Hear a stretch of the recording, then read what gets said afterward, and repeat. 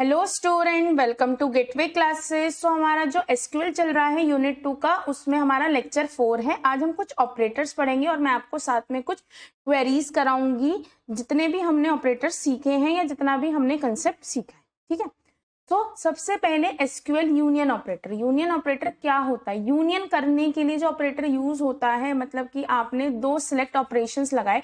Suppose this is my first select operation, जिसमें कुछ जो भी डेटा है वो टेबल 1 से पिक किया जाएगा और जो डेटा है वो टेबल 2 से पिक किया जाएगा। अब अगर उन दोनों के डेटा को मुझे कंबाइन करना है तो आप यूनियन का यूज करते हो। ठीक है, combine the result of multiple select statement and result one result set, यानी कि दोनों को कंबाइन करके अगर आपको एक रिजल्ट सेट बनाना है तो आप यूनियन ऑपरेटर का यूज करते हैं।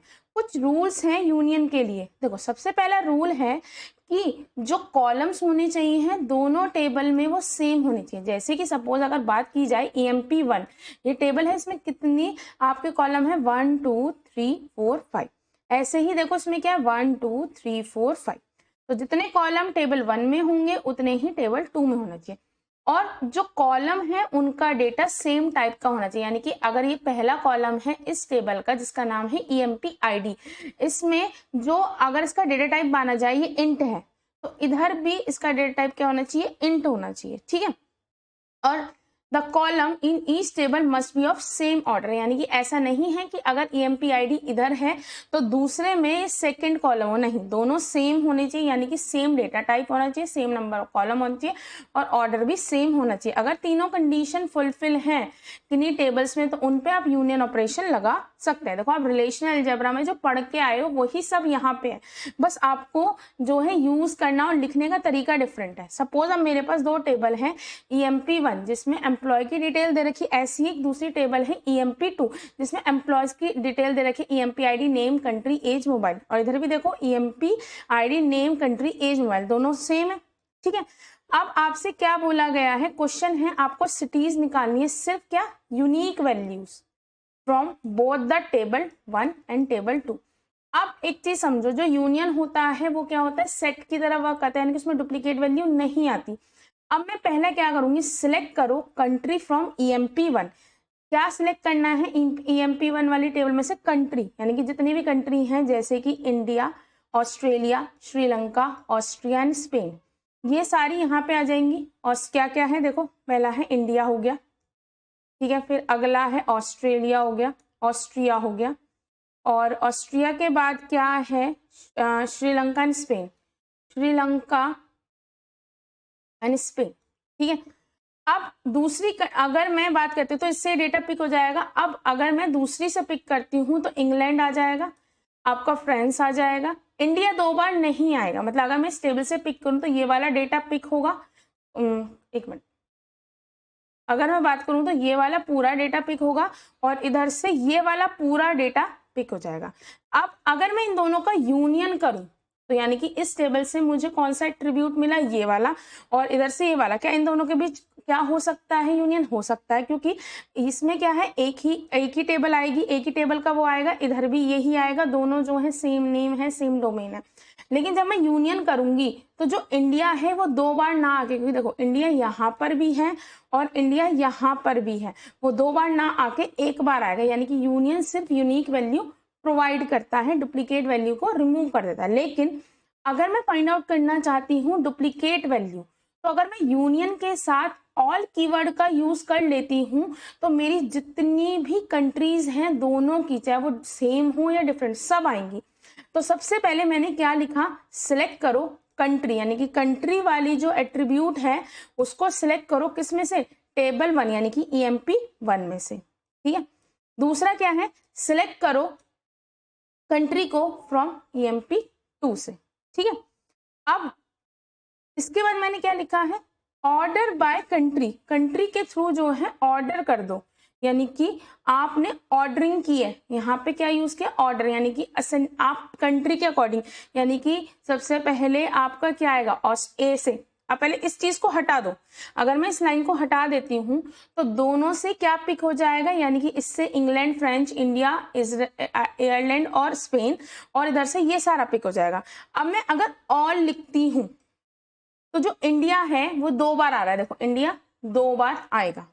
अब जो मैंने ये लाइन लिखी है ऑर्डर बाय कंट्री, इसका मतलब क्या है कि जो मेरा आउटपुट आएगा उसमें असेंडिंग ऑर्डर में इंक्रीजिंग, यानी कि इंक्रीजिंग ऑर्डर में जो कंट्री के नेम है वो लिखे आएंगे। अगर ऐसा नहीं लिखती तो फिर पता कैसे होता, पहले इंडिया, ऑस्ट्रेलिया, श्रीलंका, ऑस्ट्रेन, स्पेन, फिर England, France, India, Ireland, Spain, ये ऐसे लिखा था। लेकिन अब मैंने क्या कर दिया, ऑर्डर बाय कंट्री।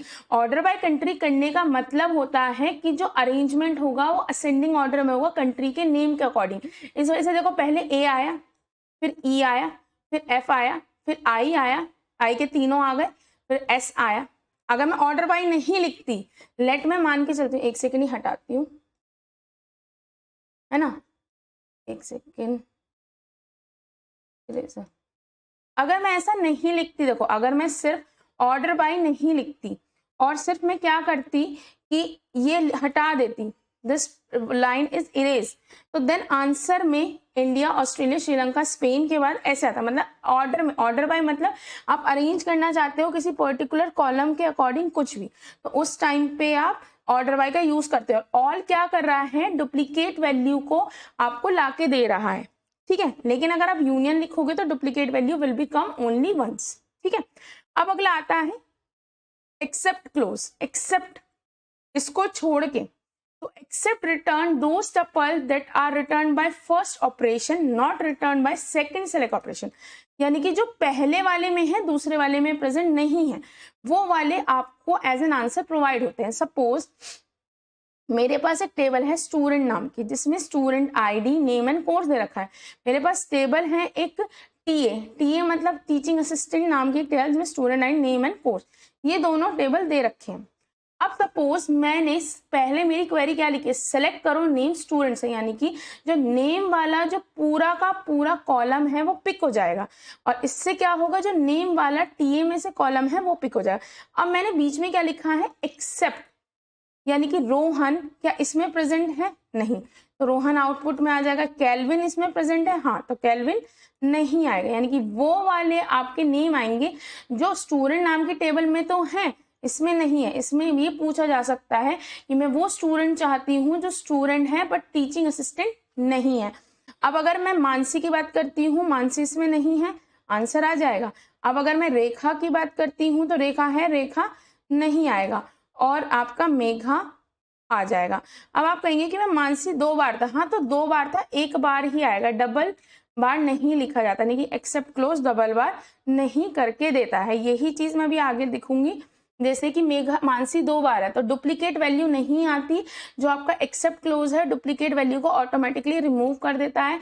जो मानसी है, देखो मानसी इसमें प्रेजेंट नहीं है, 1 बार आ गए, पर मानसी दोबारा भी प्रेजेंट नहीं है, तो मानसी नाम आ चुका है तो डुप्लीकेट बार नहीं आएगा। अच्छा, अगर मैं इसको ऐसे बोलती हूँ, ठीक है, इसे हटाते हैं।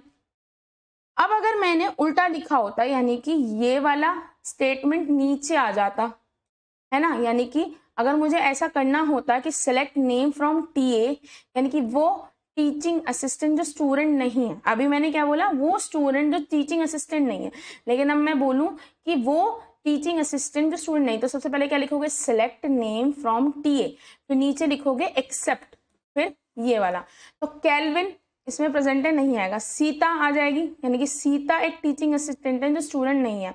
फिर है मानिक, मानिक भी इसमें प्रेजेंट नहीं है, और ना ही रेखा, तो ये तीनों आपके एज एन आउटपुट आ जाएंगे। इसका मतलब क्या है, जो मैंने निकाले हैं वो क्या है, वो स्टूडेंट हैं बट टीचिंग असिस्टेंट नहीं है, पर अगर मुझे चाहिए टीचिंग असिस्टेंट हो बट स्टूडेंट नहीं है, तो देखो सीता, मानिक एंड रेखा। और एक्सेप्ट ये करता है कि जो पहली, एक्सेप्ट का मतलब है जो पहली वाली सिलेक्ट ऑपरेशन से टेबल आई है उसमें प्रेजेंट हो, सेकंड वाले में ना प्रेजेंट हो, ठीक है। तो इस तरह से कई बार क्वेश्चन आ जाता है, आपको टेबल ना देके सिर्फ ये दिया जाएगा, रिलेशनल स्कीमा कह लो, या ये वाली एक पोर्शन दिया जाएगा, आपसे पूछा जाएगा कि यू हैव गिवन 2 टेबल्स, आपको ये 2 टेबल्स दे रखी हैं, ठीक है, इसमें से आपको उन स्टूडेंट्स के नाम निकालने हैं जो कि टीचिंग असिस्टेंट नहीं है, तो जिसमें से निकालनी हो उसे पहले रखना, मतलब कहने का मतलब जिसमें से फाइनल उसे पहले, और जिसको अवॉइड करना है उसे नीचे, ठीक है। या मुझे वो टीचिंग असिस्टेंट चाहिए जो स्टूडेंट नहीं है, तो पहले कौन आएगा, ये वाला आएगा, देन ये वाला, ठीक है। अब अगर मैं चाहती हूं कि डुप्लीकेट, देखो जो एक्सेप्ट है बाय डिफॉल्ट डुप्लीकेट वैल्यू को क्या कर देता है, रिमूव कर देता है। लेकिन अगर मैं चाहती हूँ कि भाई डुप्लीकेट वैल्यू रहे तो एक्सेप्ट के आगे क्या लगा दोगे, ऑल। तो देखो मानसी 2 बार आ जाएगा, सेम है, क्योंकि देखो जब आप चेक करोगे रोहन इसमें प्रेजेंट नहीं है, रोहन आ जाएगा, केल्विन है, केल्विन नहीं आएगा, मानसी नहीं है, हाँ 1 बार आ जाएगा, लेकिन ऑल लगाते मानसी 2 बार। तो ऑल जब यूज होता है, ऑल कीवर्ड या ऑल क्लोज, जब आप डुप्लीकेट वैल्यू भी चाहते हैं। तो बेसिक डिफरेंस क्या है नॉट इन और एक्सेप्ट में, देखो नॉट इन यानी कि उसमें, इन मतलब किसी उसमें प्रेजेंट होना, नॉट इन उसका उल्टा। ये जो सॉरी जो एक्सेप्ट क्लोज है वो ऑटोमेटिकली जितनी भी डुप्लीकेट वैल्यू है फाइनल रिजल्ट से रिमूव करता है। यानी कि देखो केल्विन मानसी 2 बार ना आके 1 बार आया था, लेकिन जो नॉट इन है वो डुप्लीकेट वैल्यू को रखता है। तो और पर एक इंपॉर्टेंट पॉइंट है कि एक्सेप्ट ज्यादा यूज नहीं होता MySQL में, ठीक है, लेकिन ये क्वेश्चन आते हैं तो आपको पता होने चाहिए, कई बार 2 मार्क्स में पूछ लिया जाता है। अब एग्जिस्ट का मतलब क्या है, अब एग्जिस्ट को समझने से पहले हम एक एग्जाम्पल के थ्रू समझते हैं ताकि आप समझो। देखो मेरे पास एक टेबल दे रखी है कस्टमर नाम की, ठीक है, यहाँ पे मैं आपको एक बार रिपीट कर रही हूँ, जो मैं आपको यहाँ पे समझाती हूँ टेबल के थ्रू वहाँ टेबल नहीं आएगी। देखो अभी मैं इसके बाद ना आपको डायरेक्ट क्वेश्चन से कराऊंगी, यहाँ तो मैं ये आपको टेबल्स वगैरह दिखा देती हूँ, लेकिन एक्चुअली में लिखा ऐसे आती है कि आपको एक टेबल दे रखी है सेल्समैन नाम की और आपको आंसर निकालना है, ठीक है।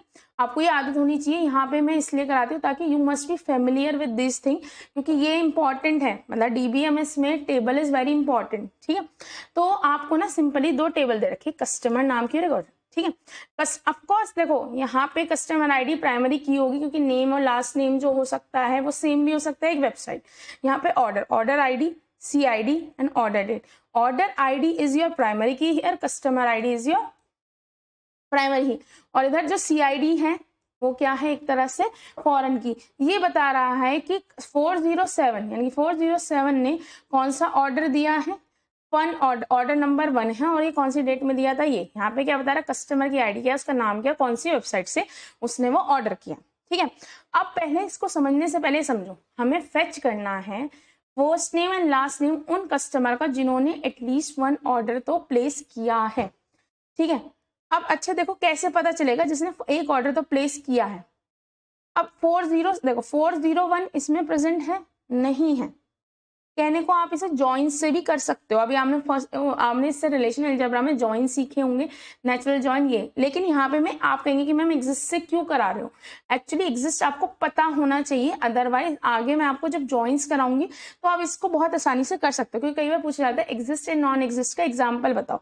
तो अच्छा इस टेबल को देख के आपको कैसे पता चलेगा कि भाई 401 क्या 401 है, नहीं, 402 है, नहीं, 403 है, नहीं, 404 है, तो यानी कि इस कस्टमर ने एटलीस्ट 1 ऑर्डर तो किया है। 405 है, हाँ 405 यानी कि वेल्चर दिव्या, यानी कि ये मुझे वो 4 नाम मिल जाएंगे जिन्होंने ऑर्डर किया है। अब कैसे पता चलेगा कि जिसने ऑर्डर, जिसकी कस्टमर आईडी इस ऑर्डर आईडी के इक्वल होगी। वैसे आपको समझ आ रहा होगा जॉइन से आसानी से हो सकता है, लेकिन अभी हम इन क्लॉज को सीख रहे हैं, जॉइन आपका लास्ट टॉपिक है, मतलब तब वहां सीखेंगे, और जॉइन से ही सारी क्वेरीज हो जाएंगी। तो अभी फिलहाल ये सोचते हुए कि हम अभी एग्जिस्ट को सीख रहे हैं उसी के अकॉर्डिंग, तो यानी कि एक तरह से जिनकी कस्टमर आईडी यहाँ प्रेजेंट होंगी ऑर्डर वाली टेबल में, उन्होंने एटलीस्ट हो सकता है उन्होंने एक से ज्यादा ऑर्डर किया। मैंने तो छोटी सी टेबल ली है जिसमें हर किसी ने एक एक ऑर्डर कर रखा है, लेकिन ऐसा भी हो सकता है कि कस्टमर ने काफी सारे ऑर्डर किए, इसलिए क्वेश्चन है एटलीस्ट जिसने एक ऑर्डर किया है। तो अच्छा अब इस वाले ऊपर वाले पोर्शन को छोड़ देते हैं, जहां पे सबसे पहले देखो ऑर्डर नाम की टेबल, ऑर्डर नाम की टेबल में गए, ठीक है, एक मिनट से इरेज करती हूँ, ठीक है। सबसे पहले हम गए ऑर्डर नाम की टेबल में, क्योंकि यहाँ लिखा है सेलेक्ट स्टार, यानी कि ऑर्डर नाम की टेबल से तीनों के तीनों कॉलम उठाए जाएंगे। कब, जिसका कस्टमर की CID, यानी कि सबसे पहले मैंने कस्टमर की CID ली, अगर वो CID ऑर्डर की CID के इक्वल है तो एग्जिस्ट का मतलब होता है रिटर्न करेगा ट्रू। एग्जिस्ट मतलब होता है एक SQL, ये कंडीशन है जो चेक करती है कि जो कोरिलेटेड या नेस्टेड क्वेरी है वो एम्प्टी है या नहीं। अब इस लाइन का मतलब समझो, जो एग्जिस्ट क्वेरी है वो रिटर्न करता है एक बुलियन वैल्यू, वो बुलियन वैल्यू या तो ट्रू होगी या फॉल्स। तो अब इतना समझो, मैंने सबसे पहले ये चलेगी कैसे, मैंने सबसे पहले कस्टमर आईडी उठाई कस्टमर नाम की टेबल से। अब इस कस्टमर नाम की टेबल को मैंने चेक करा कि 401 यहाँ पे एग्जिस्ट करता है, नहीं करता, तो ये रिटर्न करेगा फॉल्स, क्योंकि जो मेरी कस्टमर की कस्टमर आईडी होगी वो किसी के साथ भी मैच नहीं करेगी। ये एक्चुअली कर क्या रहा है, आपने बोला है सिलेक्ट करो first name and last name, किस में से, कस्टमर में से। यानी कि अगर बात किया जाए, यानी कि फर्स्ट नेम और लास्ट नेम सिलेक्ट होगा कस्टमर में से। किसका first name last name select होगा, अगर कोई एग्जिस्ट करती होगी टपल, कौन से में, ऑर्डर नाम की टेबल में, जिसमें कि जो कस्टमर की कस्टमर आईडी है वो ऑर्डर की किसी भी कस्टमर आईडी से मैच कर जाएगी।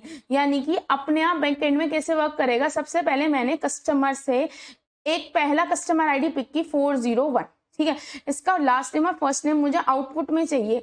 अगर एग्जिस्ट करती है कोई भी एक टपल, कोई भी एक टपल, एक हो एक से ज्यादा है, पर एक टपल अगर एग्जिस्ट करता है जिसमें कि कस्टमर की कस्टमर आईडी इक्वल है ऑर्डर की सी आईडी के। अब मैंने देखा 401 किसी से भी मैच नहीं करता, तो आंसर क्या आएगा, यानी कि कोई भी टपल नहीं मैच करता, तो एग्जिस्ट रिटर्न करेगा फॉल्स। फॉल्स का मतलब है कि आपका सिंग डॉली आउटपुट में नहीं आएगा। फिर मैंने दूसरा पिक करा 402। अब मैंने 402 को उठाया और सबके साथ चेक करा, क्या 402 407 के इक्वल है, 402 405 के इक्वल है, 402 408 के इक्वल है, 402 किसी के इक्वल नहीं है। जब किसी के इक्वल नहीं है तो भैया एग्जिस्ट, ये जो क्वेरी है अंदर वाली क्वेरी है, ये क्या करेगी, ये फॉल्स रिटर्न करेगी। फॉल्स क्यों रिटर्न करेगी भाई, क्योंकि कोई भी टपल मैच नहीं होगा। जब कोई भी टपल मैच नहीं होगा तो ये एज एन आउटपुट नहीं आएगी। अब ऐसे ही 403 सबके साथ चेक होगा, किसी के साथ मैच नहीं होगा।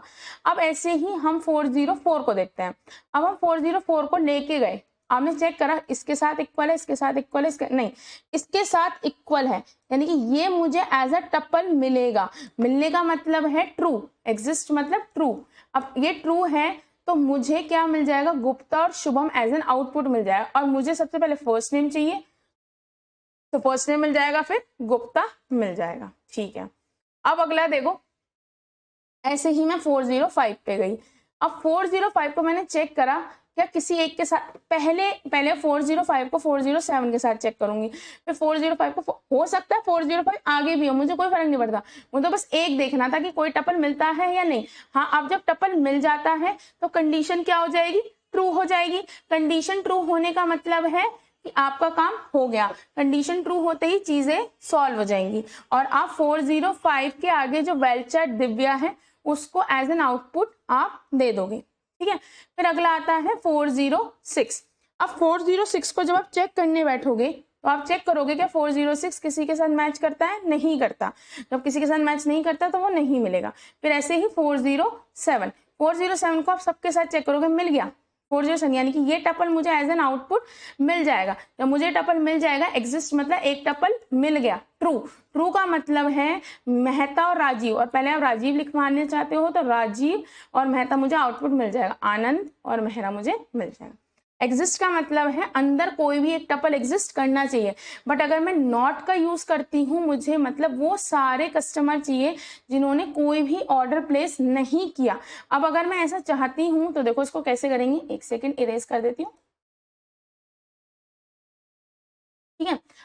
मैं बोल रही हूँ इस एक क्वेरी को आप कितनी भी तरीके से लिख सकते हैं, कोई दिक्कत की बात नहीं है, ठीक है। अब सबसे पहले आप जो है यूज करेंगे, सबसे पहले देखो यहाँ पे सिर्फ नॉट लगा, तो अब मैंने सबसे पहले पिक करा, आपको सिलेक्ट करना है first name last name customer में से जहां पे कोई भी अंदर टपल एग्जिस्ट ना करता हो। अब कैसे करेगा, सबसे पहले मैंने 401 उठाया, ये अपने आप उठाया। कहेंगे मैम कैसे उठा रहा है, भाई देखो मैंने क्या बोला, कस्टमर की आईडी सी आईडी के इक्वल होती है, तो पहला एक जो बैकएंड में SQL है अपना सर्वर है वो ये 401 को उठाएगा, वो चेक करेगा किसी के साथ मैच कर रहा है किसी के साथ मैच नहीं कर रहा। जब कुछ मैच नहीं करेगा तो यहाँ पे क्या हो जाएगी, कंडीशन फॉल्स हो जाएगी। पर नॉट ट्रू का मतलब फॉल्स का ट्रू, यानी कि आपका सिंग और डॉली एज एन आउटपुट में आ जाएगा। यहाँ पे पहले मैंने लास्ट नेम लिखा है और फर्स्ट नेम, वहाँ पे पहले फर्स्ट नेम और लास्ट नेम, उससे डिफरेंस पड़ जाता है, जैसा आप लिखते हो वही आया। फिर 402 को चेक करने जाएंगे। 402 किसी के साथ भी सेम है? नहीं, किसी के साथ सेम नहीं है, तो यहाँ पे कोई भी टपल नहीं मिलेगा, यानी कि फॉल्स। नॉट का मतलब फॉल्स का ट्रू, यानी कि आपका चौहान और अंजू आ जाएगा। अब 403 को चेक करने जाएंगे तो 403 किसी के इक्वल नहीं है, तो जब 403 किसी के इक्वल नहीं है तो मुझे आउटपुट में क्या मिलेगा, फॉल्स मिलेगा। फॉल्स मिलते ही मेरे को नॉट की वजह से ट्रू हो जाएगा और कुमार और नीतीश एज एन आंसर आ जाएंगे। अब ऐसे ही जब मैं 404, 405, 407 और 408 के लिए करूंगी तो मुझे एक एक टपल मिलेगा। लेकिन अगर मैं 406 के लिए बात करूंगी तो वो किसी के साथ मैच नहीं करेगा और जैन और संदीप मुझे मिल जाएंगे। ठीक है, एग्जिस्ट का मतलब ये होता है कि आपको यहाँ से कोई एक टपल मिले, इनर क्वेरी या बोलते हैं को रिलेटेड क्वेरी से एक टपल मिले। ये क्वेरी क्या कह रही है कि आप चेक करो कि एक जो भी कस्टमर आईडी है वो किसी से भी मैच कर रही है। अगर एक भी मैच कर रही है तो ऑर्डर का एक टपल मिल जाएगा। एक टपल मिलते ही कंडीशन ट्रू हो जाएगी। ट्रू होते ही यानी कि कस्टमर में से जो लास्ट नेम है फर्स्ट नेमों से आप पिक कर लो। अब यहाँ पे क्या लिखा है, exist condition in SQL is used to check whether a result of correlated nested queries empty और नॉट, यानी कि अंदर की जो क्वेरी है वो एम्प्टी है या नहीं। एग्जिस्ट ये देखता है कि कोई भी एक टपल मिला है या नहीं। अगर एक टपल मिलता है तो ट्रू हो जाता है और नॉट लगते ही ट्रू का फॉल्स हो जाता है। ठीक है, अब अगला क्या है, जो रिजल्ट होता है एग्जिस्ट क्वेरी का बुलियन ट्रू वैल्यू होता है, यानी कि आप जब ये कह रहे हो कि सिलेक्ट करो एक टपल जिसमें कि कस्टमर आईडी इसके इक्वल है, तो यानी कि अगर एक टपल मिल जाएगा, सिंगल एक टपल मिल जाएगा तो कंडीशन ट्रू हो जाएगी। ठीक है, ये हमेशा ये यूज होता है select, update, insert, delete statement. अभी हमने सिलेक्ट पढ़ा है, अपडेट, इंसर्ट, डिलीट के साथ भी यूज हो सकता है, हम उसे आगे सीखेंगे। इसका सिंटेक्स है select column name from table where आपको कॉलम नेम कौन कौन से सिलेक्ट करना है किसी भी टेबल से जहां की जो इनर क्वेरी है वो ट्रू आएगी। अगर आप यहाँ पे नॉट लगा देते हैं तो वो नॉट उसका सिंटेक्स बन जाता है, वरना ये। ठीक है, ये देखो ये कई बार बहुत रेयर आता है, मतलब कम आता है लेकिन आना चाहिए। ठीक है, अब अच्छा एक चीज और बताती हूँ, हमने जॉइंस कार्टेशियन प्रोडक्ट पढ़ा होगा। कार्टेशियन प्रोडक्ट को यहाँ पे यूज किया जाता है कॉमा से। देखो जो कार्टेशियन प्रोडक्ट होता है, क्रॉस जॉइन कह लो, कार्टेशियन से आप बहुत सारी चीजें बोलते हो। जॉइंस के बारे में हम आगे सीखेंगे, लेकिन कार्टेशियन प्रोडक्ट या क्रॉस जॉइन हम कॉमा से करते हैं। अगर क्रॉस जॉइन करेंगे तो क्या होगा, अमित 21, ये रहा अमित जैन 21 9843 की इसके साथ नॉर्मली मल्टीप्लाई, यानी कि ये इसके साथ और ये इसके साथ, ये आ गया। फिर आएगा अमित जैन 84 102 499 ये, और ऐसे ही इसकी एक बार इससे और एक बार इससे। इसको बोलते हैं ना क्रॉस प्रोडक्ट। अगर मैं इसमें आपको चेक करना चाहूँ तो मैं क्या चेक करूंगी, हो सकता है मैं ये चेक करूं जिनकी आईडी सेम है, कुछ भी सेम है, लेकिन क्रॉस प्रोडक्ट क्या होता है, इसकी इसके साथ और इसकी इसके साथ, इसकी इसके साथ, इसकी इसके साथ, इसको ही बोला जाता है ना क्रॉस प्रोडक्ट। बस ये आपको पता होना चाहिए ताकि आगे के क्वेश्चन कर सकें। अब ये देखो नवाते बुक में दे रखा है कि इसमें ही हम कुछ क्वेश्चंस करेंगे। ठीक है, मैंने पूरी टेबल्स इसलिए लगाई जो नीडेड है सिर्फ वो लगा रही हूँ। ठीक है, तो हमारे पास एक टेबल है, इसमें एम्प्लॉय का डिटेल्स है कि भाई उसका first name, last name, middle name, social security number, उसकी बर्थ डेट क्या है, उसका एड्रेस क्या है, उसका जेंडर क्या है, उसकी सैलरी क्या है। सुपर एसेसन मतलब, सुपर एसेसन का मतलब है इस पर्सन को, जैसे कि सपोज लिखा है जॉन बी स्मिथ को सुपरवाइज कौन कर रहा है, 3344, यानी कि 3344 कहाँ पे है मेरा, ये, यानी कि जॉन को सुपरवाइज फ्रैंकलिन करना है, फ्रैंकलिन को सुपरवाइज कौन कर रहा है, जेम्स कर रहा है, जेम्स को कोई सुपरवाइज नहीं कर रहा, और ये वैल्यू प्राइमरी की है नहीं तो कोई भी नल हो सकते हैं। डिपार्टमेंट में क्या दे रखा है, डिपार्टमेंट नेम क्या है, उसका नंबर क्या है, उसका हर एक डिपार्टमेंट का मैनेजर कौन है और वो कौन सी डेट से मैनेजर बना, उसका डिपार्टमेंट लोकेशन क्या है, डिपार्टमेंट नंबर क्या है, प्रोजेक्ट का नेम क्या है, प्रोजेक्ट का नंबर क्या है, प्रोजेक्ट की लोकेशन क्या है, all, work on and dependent. ठीक है, ये सारी शायद मैं आपको एम्प्लॉय टेबल के बारे में ही ज्यादा करा रही हूँ। उसका रीजन है, देखो जो आपकी स्टैंडर्ड बुक है नवाते ऐसे तो कोर्ट से कर लो बहुत सारे, पर कॉलेजेस में ज़्यादा नवाते चलती है, तो मैं उसी का रेफरेंस लेके कर रही हूँ, so that you are use to with it, है ना। कुछ चीज़ें उसमें आपको जो चीज़ें मैं अलग से कराती हूँ उसका रीज़न होता है कि समझने में कई बार स्टैंडर्ड बुक्स में थोड़ा वो होता है, लेकिन नवाते is a very good book.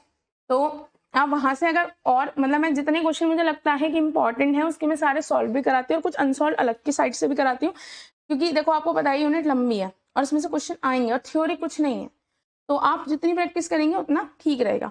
अभी एम्प्लॉय नाम की टेबल दे रखी है ना, जिसमें आपने पूरी डिटेल दे रखी है, और ये आपकी किसकी है, प्रोजेक्ट की,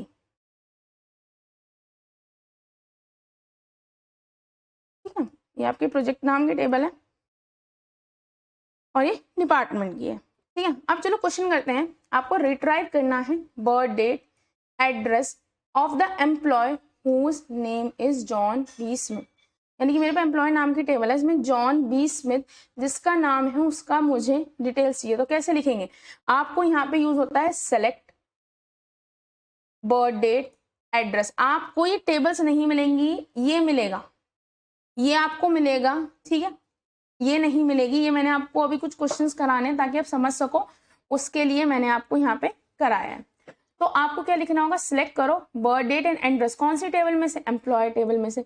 वेयर क्या है, तो कंडीशन जहाँ का फर्स्ट नेम क्या है, जॉन, मिडिल नेम है बी, लास्ट नेम है स्मिथ, और इनके बीच में क्या लगेगा, एंड लगेगा, यानी कि both the conditions must be true, कि फर्स्ट नेम लास्ट नेम यही होना चाहिए उन पर्सन की। अब देखो यहाँ पे आउटपुट में क्या आएगा, जॉन बी स्मिथ सिर्फ एक है, तो मुझे आउटपुट में बर्थ डेट और एड्रेस ये मिल जाएगी। अगर एक से ज्यादा होते तो ज्यादा मिलती, ठीक है।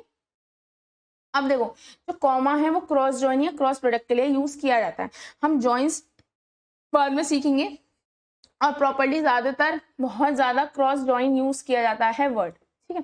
लेकिन स्टैंडर्ड बुक में कई बार जॉइंस के लिए यानी कि बेसिकली क्रॉस प्रोडक्ट के लिए, है ना, वो यूज करते हैं कॉमा, ठीक है। अब एक चीज जो मैं रिपीट करना चाहती हूँ, ये हुआ क्या है यहाँ एक बार ये देखते हैं ताकि आप समझ सको, क्योंकि इसमें एक एक वाला करना, टेबल बनाना तो मुश्किल होगा, लेकिन हम करते क्या है वो सीखो। अगर मैं क्रॉस प्रोडक्ट कर रही हूँ, क्रॉस प्रोडक्ट का मतलब क्या है, सिंपली इसकी इन दोनों से मल्टीप्लाई, यानी कि एक बार अमित जैन 20 ये 101,999 इसके साथ लिखा जाएगा, और एक बार अमित जैन 21 ये 102,499 इसके साथ लिखा जाएगा, एक बार जतिन वर्मा इन दोनों के साथ लिखा जाएगा। बस यही है ना, सिंपली आप ऐसे करते हैं ना, इसकी इसके साथ, इसकी इसके साथ, यही होता है ना क्रॉस प्रोडक्ट। अब आप क्वेश्चन देखो, क्वेश्चन क्या है, आपको नेम एंड एड्रेस निकालना है उन एम्प्लॉय का जो वर्क करते हैं रिसर्च डिपार्टमेंट में। अब मुझे क्या चाहिए, दो टेबल चाहिए, एक तो एम्प्लॉय और एक चाहिए डिपार्टमेंट, ठीक है। मुझे उन एम्प्लॉय के डिटेल चाहिए जो कौन से डिपार्टमेंट में वर्क करते हैं, रिसर्च डिपार्टमेंट में, ठीक है।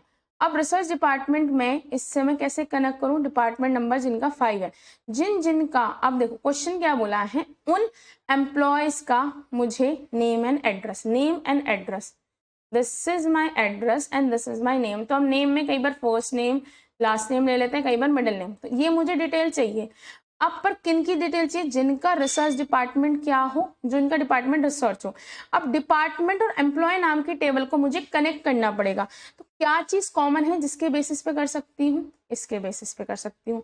तो अब मैं क्या करूंगी, क्रॉस प्रोडक्ट करूंगी, यानी कि ये जो पहला वाला जो ये है इसकी मल्टीप्लाई रिसर्च से, फिर पहले वाले की मल्टीप्लाई एडमिनिस्ट्रेटर हेडक्वार्टर से, फिर फ्रैंकलिन की मल्टीप्लाई रिसर्च एडमिनिस्ट्रेटर हेडक्वार्टर से, फिर ऐसी एलिसा की, यानी कि क्रॉस मल्टीप्लाई हो जाएगी। अब क्रॉस मल्टीप्लाई करके जहां पर कि आपका क्रॉस मल्टीप्लाई करते ही जहां पे कि डिपार्टमेंट नंबर, यानी कि जो जो ये डिपार्टमेंट नंबर है इनसे 5 मिल रहा होगा, यानी कि कितने 5 है, 1 2 3 4 ही मिलेंगे, क्योंकि जब आप क्रॉस प्रोडक्ट करते हो, देखो जब आप क्रॉस प्रोडक्ट करोगे तो नॉर्मली इस तरह से टेबल लिखी आ जाएगी, जहां पे सपोज ये दोनों कॉमन है, जहां पे ये दोनों डिपार्टमेंट नंबर डी नंबर और डी नंबर के इक्वल होगा, वहां पे उनका फर्स्ट नेम लास्ट नेम और एड्रेस आ जाएगा। तो आप इसे कैसे लिखोगे, सिलेक्ट करो first name last name and address, कहाँ से, आपको उनका first name last name select करना है जिनका डिपार्टमेंट नेम रिसर्च है, और जो डी नंबर है, जो कि डी नंबर किससे बिलोंग कर रहा है, आपका डी नंबर डिपार्टमेंट से बिलोंग कर रहा है, वो इक्वल है डी नंबर के, ये वाला डी स्मॉल नंबर। और किन के बीच में क्रॉस प्रोडक्ट हुआ है, एम्प्लॉय एंड डिपार्टमेंट के बीच में। आपसे ज्वाइन से करते तो आप आसानी से समझ पाते, लेकिन यहाँ पे हम ज्वाइन नहीं कर रहे हैं, हम क्या कर रहे हैं, ये जो एक पर्टिकुलर लाइन है इसकी मल्टीप्लाई इन तीनों से कर रहे हैं, फिर जो ये पर्टिकुलर लाइन है इसकी मल्टीप्लाई हम तीनों से कर रहे हैं, फिर जो ये लाइन है तीसरी इसकी तीनों से, और जहाँ पे ये दोनों मैच कर जाएंगे, जब मैं अच्छा अगर यहाँ लिखूंगी तो यहाँ क्या लिखा जाएगा, डी नंबर आएगा ना कहीं, तो ये वाला एज इट इज आएगा। तो जहाँ पे ये 5-5 मैच कर जाएगा, कहीं तो मैच करेगा, जहाँ ये 5-5 मैच कर जाएगा उनका फर्स्ट नेम लास्ट नेम और एड्रेस आपको एज एन आउटपुट मिल जाएगा। ठीक है, देखो ये चीज आपको थोड़ी सी आदत डालनी पड़ेगी करने की, बिकॉज वहां पे आपको नहीं मिलती चीजें, वहां पे डायरेक्ट आपको सिर्फ इतना ही दिया जाता है, इसके अलावा कुछ नहीं दिया जाता, ये टेबल जैसे कुछ नहीं होता। अब अगला क्वेश्चन, ठीक है, और वैसे मैंने रिलेशनल अलजेब्रा में कोशिश की है कि आपको वहां पे मैं टेबल्स के थ्रू बना के सिखा सकूं। अब अगला क्या है, for every project located in Stafford. अब प्रोजेक्ट, मुझे प्रोजेक्ट की टेबल से मिलेगा जो हर एक प्रोजेक्ट जो है स्टैफोर्ड में प्रेजेंट है। ठीक है, आपको for every project locate list the project number, उसका प्रोजेक्ट नंबर चाहिए, तो मुझे प्रोजेक्ट नंबर तो मुझे यहाँ से मिल जाएगा, ये रहा। ठीक है, अगला क्या बोला है, कंट्रोलिंग डिपार्टमेंट नंबर। अच्छा, मुझे कंट्रोलिंग डिपार्टमेंट नंबर चाहिए, वो भी मुझे मिल जाएगा, कोई दिक्कत की बात नहीं। ये रहा, मतलब जो लोकेशन जिस प्रोजेक्ट की स्टैफोर्ड है उसका पी नंबर ये रहा, उसका कंट्रोलिंग डिपार्टमेंट नंबर ये रहा, कोई दिक्कत नहीं है। लेकिन प्रॉब्लम क्या हुई, इसने बोला department manager last name and birth name. अब मैनेजर कौन है डिपार्टमेंट का, वो मुझे कैसे पता चलेगा भाई, मैंने ये उसने ये बोला कि जिस प्रोजेक्ट लोकेशन, जो उसकी प्रोजेक्ट लोकेशन स्टैफोर्ड है, स्टैफोर्ड तो ये रही मेरी, ठीक है, कोई दिक्कत की बात ही नहीं है, लेकिन उसका मुझे प्रोजेक्ट नंबर चाहिए था और डी नंबर चाहिए, मुझे उसमें भी कोई, लेकिन मुझे उसका जो मैनेजर है उसका क्या चाहिए, आपका मैनेजर की क्या क्या चाहिए, डिपार्टमेंट मैनेजर की नेम एड्रेस और बर्थ डेट। अब अच्छा ठीक है, यानी कि मैनेजर की नेम एड्रेस और बर्थ डेट। अब देखो मैं प्रोजेक्ट को इसको कैसे कनेक्ट कर सकती हूँ, जिसका डिपार्टमेंट नंबर 4 है, इससे पता चल रहा है कि भाई ये जो है किसको बिलोंग कर रहा है, यानी कि जिस प्रोजेक्ट की लोकेशन स्टैफोर्ड है उसे मैनेज कौन कर रहा है, जिसका डिपार्टमेंट नंबर 4 है। अब अगर मैं डिपार्टमेंट के 4 को किससे कनेक्ट कर दूं, इससे, यानी कि डिपार्टमेंट जिनका 4 है ना, अब जिनका डिपार्टमेंट 4 है मुझे वो सारे एम्प्लॉय मिल गए, लेकिन अब दूसरी चीज, जिनका डिपार्टमेंट 4 है वो मुझे सारे एम्प्लॉय मिल गए, लेकिन इन सारे एम्प्लॉय में से कौन जो है मैनेजर है वो भी तो मुझे देखना पड़ेगा। तो जिनका SMGR SSN के इक्वल है, यानी कि देखो अब एक चीज समझना, ये सारे एम्प्लॉयज हैं, ये सारे के सारे ही एम्प्लॉयज हैं, इन एम्प्लॉयज में से सारे के सारे एसएसएन हैं, लेकिन इन सारे एम्प्लॉयज में से जो मैनेजर है वो कौन है, 9876543, यानी कि 9876543, है ना। अब इतना समझो कि जितने मुझे इस प्रोजेक्ट नाम के टेबल से ये पता चल गया कि जो स्टैफोर्ड लोकेशन पे जो प्रोजेक्ट है वो कौन से डिपार्टमेंट का मैनेजर मैनेज कर रहा है, 4 डिपार्टमेंट का, क्योंकि यहाँ पे क्या लिखा है ये। अब ये जिसका MGRSSN इसके इक्वल होगा, यानी कि उसका मुझे जेनिफर एस वेलिस आंसर मिल जाएगा। अब ये समझो कैसे हुआ, मुझसे बोला गया कि मेरी जो प्रोजेक्ट लोकेशन है स्टैफोर्ड, उस लोकेशन का मुझे पी नंबर और डी नंबर चाहिए, ठीक है, और मुझे वो पता लगाना है कि उस डिपार्टमेंट का मैनेजर कौन है। मतलब अब मुझे डी नंबर से तो डिपार्टमेंट ये तो पता चल गया कि डी नंबर यानी कि 4 डिपार्टमेंट का ही कोई पर्सन होगा जो मैनेज कर रहा होगा। अब यहाँ पर डिपार्टमेंट में ये दे रखा है कि जो 4 डिपार्टमेंट का पर्सन है उसकी मैनेजर ID ये है, 9876,543। अगर यहाँ पे मैं MGR SSN को SSN के इक्वल कर दूं तो मुझे वो पर्सन मिल जाएगा जो कि स्टैफर्ड लोकेशन के प्रोजेक्ट को मैनेज कर रहा है, क्योंकि इस प्रोजेक्ट नाम के टेबल से तो मुझे पता चल गया कि कौन से डिपार्टमेंट से ये बिलोंग कर रहा है प्रोजेक्ट, और डिपार्टमेंट में जाके मुझे पता चल गया कि कौन पर्सन डिपार्टमेंट 4 को मैनेज कर रहा है, और MGR SSN अगर इसके इक्वल होगा तो मतलब वो हो गया।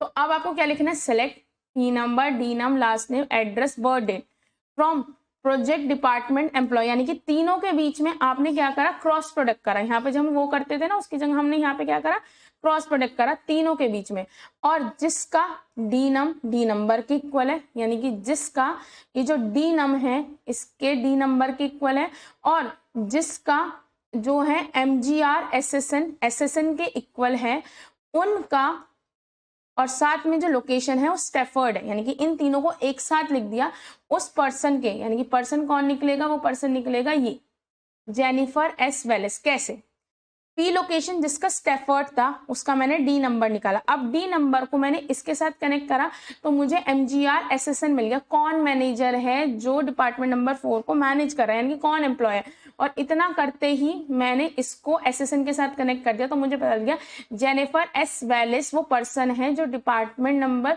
4 का मैनेजर है और वो प्रोजेक्ट स्टैफर्ड वाली लोकेशन पे वर्क कर रहा है। तो हम यहाँ पे जो है जॉइंस की जगह डायरेक्ट क्रॉस प्रोडक्ट करते हैं।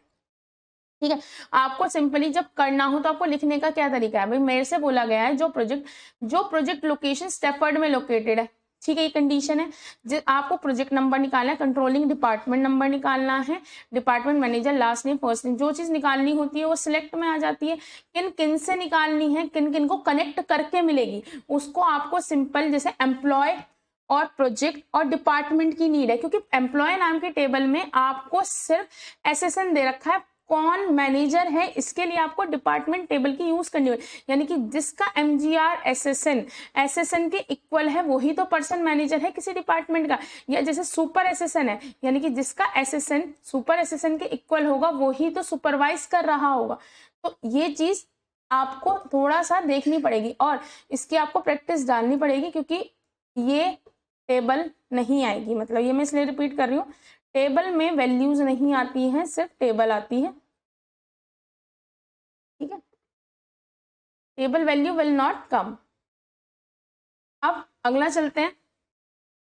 अच्छा, अब क्या लिखा है, फॉर ईच एम्प्लॉय, हर एक एम्प्लॉय के लिए रिट्राइव करो first name last name and first name last name of his और हर इमीडिएट सुपरवाइजर।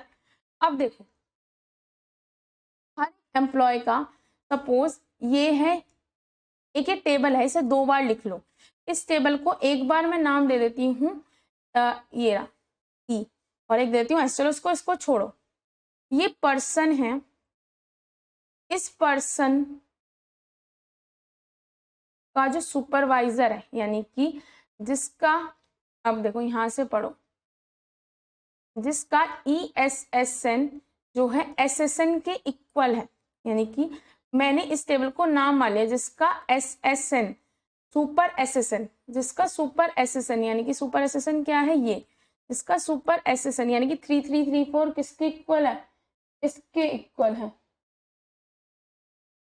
ठीक है, उनको आपको निकालना, यानी कि जो सुपरवाइजर भी है, इमीडिएट सुपरवाइजर है, उसको आपको निकालना है। तो आप क्या करोगे, एक ही टेबल को 2 नाम दे दोगे, ई दे दिया और एक क्या दे दिया, एस, क्योंकि उसने पूछा है first name and last name निकालने हैं हिज और हर इमीडिएट सुपरवाइजर, यानी कि जिसका एम्प्लॉय का सुपर SSN, यानी कि इसको 2 टेबल मान लो, ये एक टेबल है, इसको आप 2 टेबल मान लो। अगर जिसका SSN ESSN यानी कि ये चीज एक टेबल, ये एक टेबल है जो डुप्लीकेट है, एक को नाम दे दो ई, एक को एस, जिसका ये इसके इक्वल है, उसका फर्स्ट नेम लास्ट नेम दोनों का निकल के आंसर में आ जाएगा, ठीक है। अब रिट्राइव करना है all employee whose address is Houston Texas. अब देखो हॉस्टन टेक्सास, देखो कहाँ लिखा हुआ है, ये रहा हॉस्टन टेक्सास, हॉस्टन, यानी कि ना तो ये स्टार्टिंग में है ना मिडिल में है, ये बीच में है। तो आपकी चॉइस है, इसको आप कैसे लिखना चाहते हो। आप पता है क्या लिखोगे, आप ऐसा भी लिख सकते थे हॉस्टन टीएक्स, क्योंकि यहाँ पे जब कुछ ना लिखा हो, स्टार्टिंग है हॉस्टन टेक्सन से, एंडिंग है, तो आप ये मान के चलते हो कि हॉस्टन टेक्सन मिडल में भी हो सकता है, स्टार्टिंग में भी हो सकता है, एंड में भी हो सकता है। तो आप सिलेक्ट करोगे first name and last name उन किन एम्प्लॉयज का जिनका address, where address is like single quotes, ये आपका परसेंटेज, इधर भी परसेंटेज, और मिडल में आप हॉस्टन टेक्स लिखोगे। क्यों लिखोगे? आपको यहां से तो दिख रहा है कि मैम यहां से तो अगर हम देखें तो ये एंडिंग में है, बट आपको लिख के नहीं दिया है कि एंडिंग विद हॉस्टन टेक्स। अगर वो लिख के दे कि भाई आपकी एंडिंग विद, जिनका एड्रेस एंड हो रहा है, तो आप क्या करते, यहाँ पे परसेंटेज लगा के, और हॉस्टन टेक्स स्टार्ट हो रहा है तो हॉस्टन टेक्स लिखा के, लेकिन उन्होंने बोला जिन एड्रेस में हॉस्टन टेक्सस हो, चाहे स्टार्टिंग में हो, चाहे एंडिंग में हो, चाहे मिडल में हो, कहीं पे भी हो, जहां हो उनका। तो आपको जो निकालना होता है वो तो सिलेक्ट पे लिख देते हैं, first name and last name मुझे ये चाहिए, किसमें से, एम्प्लॉय नाम की टेबल से चाहिए। और क्या चाहिए कि जिनका एड्रेस इज लाइक, लाइक मतलब पैटर्न मैचिंग के लिए यूज होता है। अगर चाहता कि ना हो सेम तो लिख देते नॉट लाइक, ठीक है। अब अगला क्वेश्चन पढ़ो। देखो इसमें, अच्छा ये चीज मुझे लगता है कंफ्यूज ना करे। देखो इमीडिएट सुपरवाइजर, यानी कि जो उसके इमीडिएट सुपरवाइजर क्या होंगे, जिसका एसेसन सुपर एसेसन के इक्वल होगा वही तो उसके इमीडिएट सुपरवाइजर होंगे, ठीक है। और ये जो है एक टेबल से वर्क नहीं कर रहा है, यानी कि जिनका देखो इस टेबल को, इसको ऐसे समझो ये दो टेबल है, ठीक है। अब इस टेबल का जो इस बार मतलब ये एम्प्लॉय टेबल है, ये एक और एम्प्लॉय टेबल मान लो, है ना। रुक जाओ, या फिर मैं इसको ना आपको अभी ऐसे साथ साथ समझाती हूँ, रुको, ताकि ये चीज आपको समझ आए। रुको मैं ये चीज आपको समझाती हूँ कि ये कंफ्यूज कर सकती है बच्चों को।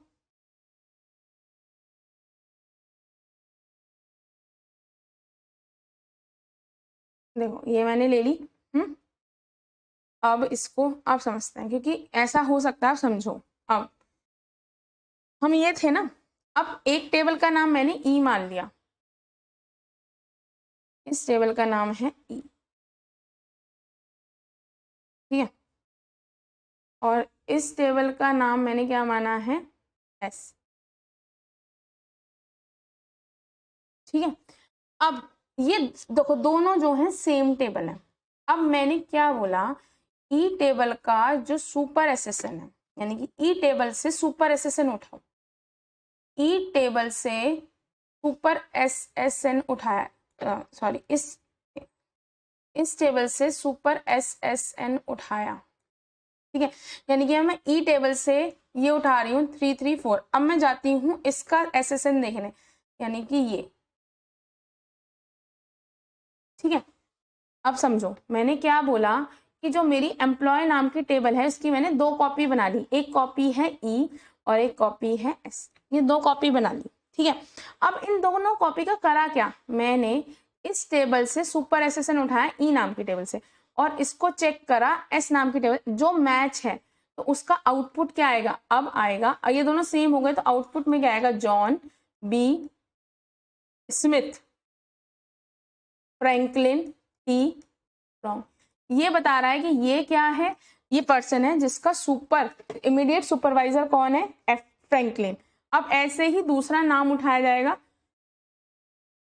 33445। अब मैं इसको चेक करूंगी, इसका सॉरी इसमें यहाँ पे मैं उठाऊंगी 88, ये उठाऊंगी। अब इसको मैं चेक करूंगी किसी के साथ है, ये रहा, यानी कि कहाँ गया ये, यानी कि फ्रैंकलिन टी वोंग का जो इमीडिएट सुपरवाइजर है, यहाँ लिखेंगे फ्रैंकलिन टी वोंग का जो इमीडिएट सुपरवाइजर है वो जेम्स ई बॉर्ग है, ठीक है। यही तो उसने बोला गया है कि आपको क्या करना है, आपको बताना है हर एक पर्सन का इमीडिएट सुपरवाइजर कौन है, यानी कि जॉन बी स्मिथ का इमीडिएट सुपरवाइजर कौन है, जिसका सुपर एसेसन इसमें किसी एसेसन के इक्वल होगा। यानी कि मेरे पास ई टेबल में से मैं उठाऊंगी सुपर एसेसन, मुझे पता लगाना है कि इस पर्सन का सुपर एसेसन कौन है, यानी कि जॉन बी स्मिथ का सुपरवाइजर कौन है। तो मैंने दूसरी टेबल ली है जो कि मैंने कॉपी बनाई है, मैंने उसे चेक करा कि जो 344 है किसके इक्वल है, फ्रैंकलिन टी वोंग के। फ्रैंकलिन टी वोंग यानी कि जॉन बी स्मिथ का जो सुपरवाइजर है वो फ्रैंकलिन टी वोंग है। अब फ्रैंकलिन टी वोंग का सुपरवाइजर क्या दे रखा, 888। अब मैं 88 को चेक करने जाऊंगी तो यह है कि जेम्स ई बॉर्ग है। अब मैं एलिस जे का क्या सुपरवाइजर है, 9898। अब 98 को ढूंढो, यानी कि अहमद जे जब्बर। तो इस तरह से आप एक ही टेबल के अंदर भी जॉइन लगा सकते हो, यानी कि एक ही टेबल का दो पोर्शन बना दिए। जैसे अभी आपको नहीं समझ आ रहा, लेकिन जब मैंने अलग अलग टेबल बनाई तो ये चीज़ आसानी से समझ आई कि मेरे को क्या चेक करना है कि मेरा जो जॉन बी स्मिथ एक पर्सन है, उसका सुपरवाइजर कौन है। अब उसका जो सुपरवाइजर होगा उसके आगे उसका सुपर एसेसन लिखा है। अब अगर मैं इसी टेबल में समझाऊंगी तो कंफ्यूज होगे। आप क्या करो, इसके दो कॉपी बना ली आपने, एक तो इसको रिप्रेजेंट किया ई से और दूसरे को रिप्रेजेंट किया एस से। अब इसका जो सुपरवाइज एसेसन है यानी कि 3344, यानी कि अब मैंने क्या करा, एक तरह से क्रॉस प्रोडक्ट करा है। अगर आप देखो इन दोनों के बीच क्या करा है, क्रॉस प्रोडक्ट करा है, यानी कि जो जॉन बी स्मिथ वाली जो पहली लाइन है वो सबके साथ कनेक्ट होगी, यानी कि इसकी जो पहली लाइन है ये सबके साथ कनेक्ट होगी जितने भी हैं। फिर इसकी जो दूसरी लाइन है ये सबके साथ कनेक्ट होगी, इसकी जो तीसरी लाइन है ये सबके साथ कनेक्ट होगी, चौथी लाइन। अब जिनका सुपर एसेसन और एसेसन सिमिलर हो रहा होगा, यानी कि इसका जो सुपर एसेसन है और एसेसन सिमिलर हो रहा होगा, उनका उसका first name, middle name, last name employee का और दूसरी वाली टेबल का उठ के आ जाएगा। और आप कहेंगे मैम डिफरेंशिएट कैसे होगा, देखो इसको मैंने रिप्रेजेंट कर रखा है ई से और इसको रिप्रेजेंट कर रखा है एस से, तो ये पता चल जाएगा जो पहला वाला है वो तो वो पर्सन है और जो दूसरा वाला है वो क्या है, जो उसका सुपरवाइजर है। ठीक है। अब जब आपको मिडिल में कुछ नहीं नाम नहीं दे रखा था, होता कि फर्स्ट एंड एंडिंग तो हम मिडिल से ही मानते हैं। अब देखो सबसे पहले retrieve the salary of every employee, है ना, जितने भी एम्प्लॉयज हैं मेरे, जितने भी एम्प्लॉय उनकी सैलरी चाहे सेम हो डिफरेंट हो, सिर्फ सैलरी ही आनी है। तो इसके अब देखो बहुत सारे लोग हैं इसमें, अगर आप देखा जाए तो बहुत सारे लोग हैं जिनकी सैलरी सिमिलर है। देखो 2500 ये कॉपी है, लेकिन मुझे कॉपी से मतलब मुझे जितने भी एम्प्लॉय की सैलरी देनी है, तो उसका सिंपल सा क्या जवाब होगा, आप लिखोगे select all salary from employ, यानी कि ऑल लगाते ही डुप्लीकेट वैल्यू भी आ जाएगी, यानी कि आपको आउटपुट में क्या मिलेगा, आपको आउटपुट में 300 30,000 40, मतलब सारी की सारी ये जो आपकी एक लिस्ट है ये पिक हो जाएगी, चाहे इसमें डुप्लीकेट। लेकिन अगर आप डिस्टिंक्ट चाहते हैं, आप चाहते हैं कि सिर्फ वो आए जो कि नीडेड है या जिनकी ज़रूरत है, तो उस टाइम पे आप यूज़ करते हो डिस्टिंक्ट कीवर्ड। डिस्टिंक्ट क्या करेगा, जो आपकी ये दे रखी है इसमें से सिर्फ 30,000 40 25 43 38 और 55 ये दोनों नहीं आई क्योंकि ये आ चुकी हैं। ठीक है। अब आपसे क्या बोला गया है अगला, देखो ये चीज़ मेन है, ये आपको मैं एक बार और रिपीट कर देती हूँ, इट इज़ वेरी इंपॉर्टेंट, क्योंकि ये चीज़ अगर आपको अब समझ नहीं आई it will create a problem further, मतलब क्योंकि इसके हार्ड आएंगे अब तो क्वेरीज। एक सेकेंड इरेज कर देती हूँ।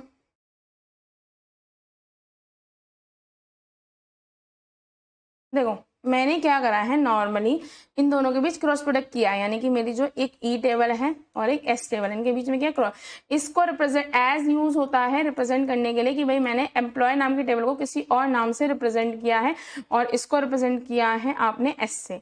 अब मैंने क्या किया, क्रॉस प्रोडक्ट, यानी कि इस वाले को इसके साथ मल्टीप्लाई करा, इस वाले को इसके साथ। अब जिसका सुपर एसेसन इसके एसेसन के इक्वल है, मैंने कंडीशन लिखी है कि भाई E dot super SSN equal to E S dot SSN, अगर जिसके इक्वल है उसका first name last name tick हो जाएगा। ठीक है।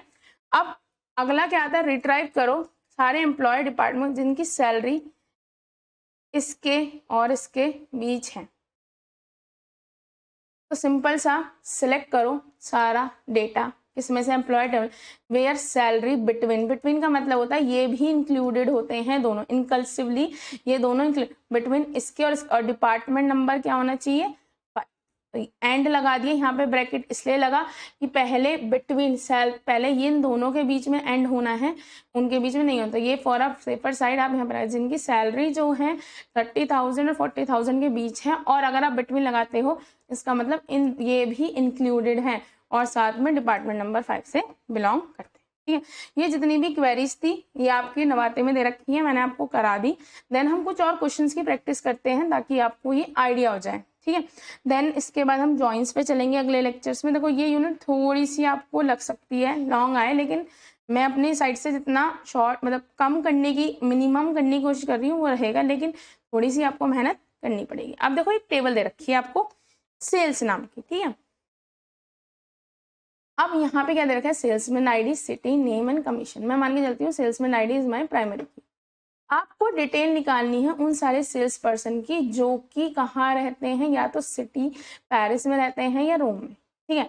सारी डिटेल चाहिए, सारी डिटेल का मतलब स्टार, इसमें से करो सेल्समैन नाम की टेबल में से, जहाँ पे वेयर सिटी या तो पेरिस हो या फिर रोम हो। अगर और लगा है तो और अगर यहाँ पे आता तो हम क्या लिख देते हैं, एंड, ठीक है। वो डिपेंड करता है कि क्या क्वेश्चन में दिया है, ठीक है। आपको एक एसक्यूएल क्वेरी निकालनी है जिसमें डिटेल निकालनी है सारे सेल्स पर्सन की who live other than Paris, मतलब रोम और पेरिस में ना रहे, कहीं और रहे।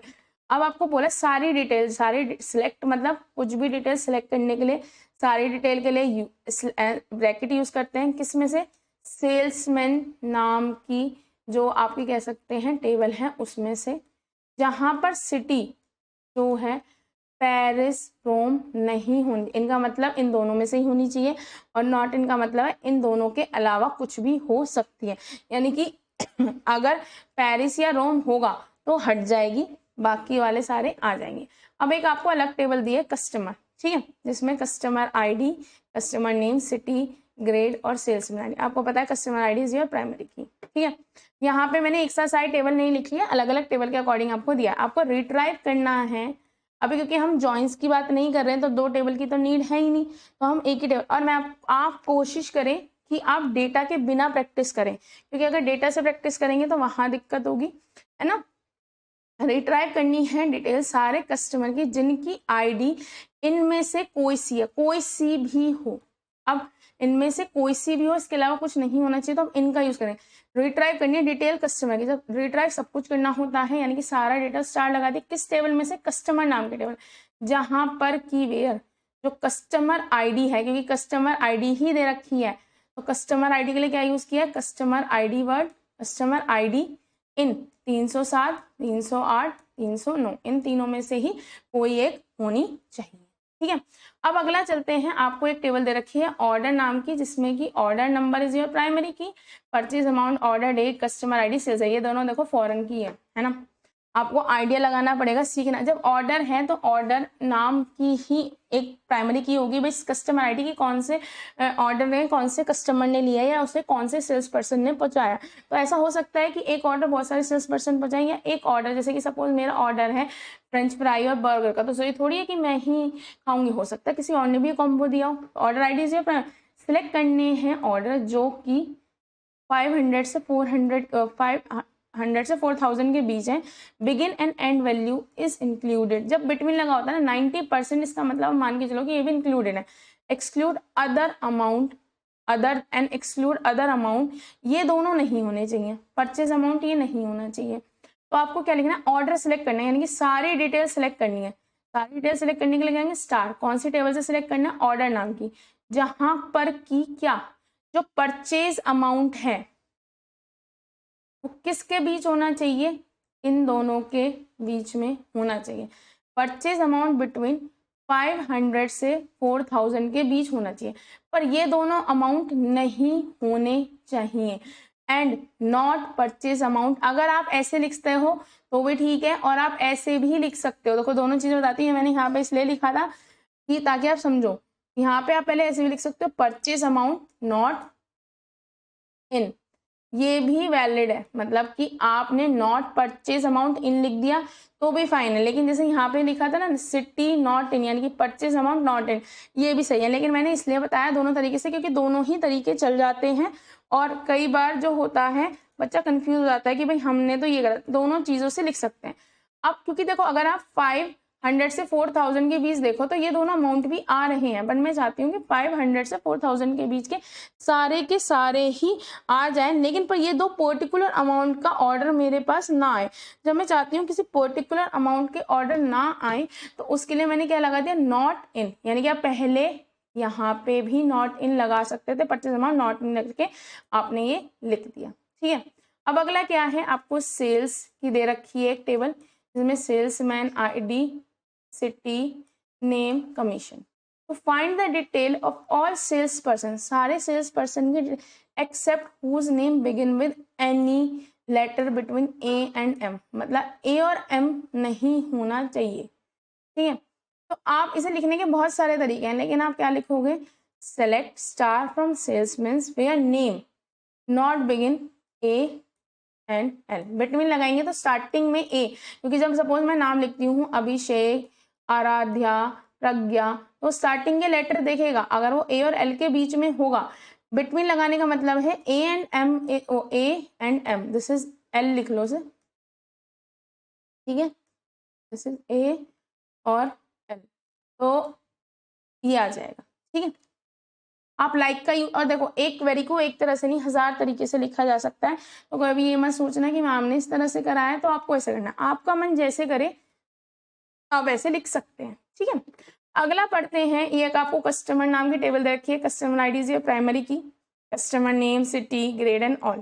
ठीक है, रिट्राइव करना है डिटेल उन सारे कस्टमर के जिनका नेम बिगिन होता है लेटर बी से, यानी कि सेलेक्ट स्टार फ्रॉम कस्टमर, जब सब कुछ बोला, अगर बस ये बोल देता कि आपको कस्टमर नेम निकालना है जिनका नेम बिगिन होता है बी से, तो स्टार की जगह क्या आ जाता, वो पर्टिकुलर एट्रीब्यूट आ जाता। स्टार का मतलब होता है सब कुछ, और स्टार हटा दोगे तो पर्टिकुलर एट्रीब्यूट आ जाता जो आपको चाहिए, जिनका जो कस्टमर नेम है बिगिन विद, यानी कि बिगिन होना चाहिए, यानी कि स्टार्टिंग बी से, और ये परसेंटेज लगने का मतलब है एंडिंग कुछ भी, और हर एक स्टेटमेंट सेमीकोलन से एंड होता है, ये तो आपको पता ही है, तो मैं बता रही हूँ स्टेटमेंट सेमीकोलन से एंड होता है। अगला क्या है, write an SQL query to find the detail of the customer whose name end with letter N, यानी कि स्टार्टिंग में कुछ भी हो, एंडिंग क्या होनी चाहिए, एन से होनी चाहिए, तो स्टार्टिंग कुछ भी हो, एंडिंग एन से होनी चाहिए। तो देखो, select star from customer where customer name is like percentile N. अब अगर मैं बोलती कि मुझे सिटी चाहिए, तो स्टार की जगह मैं यहाँ पे क्या लिख देती, सिटी लिख देती। ठीक है, अब क्या बोला है अगला, राइट करो एक SQL query to find the detail of those sales person whose name begin with N, यानी कि एन से बिगिन होना चाहिए, एंड फोर्थ करेक्टर, यानी कि एक डैश एक करेक्टर को दो, और फिर क्या है एल से, और इसके बाद कुछ भी हो कोई फर्क नहीं पड़ता।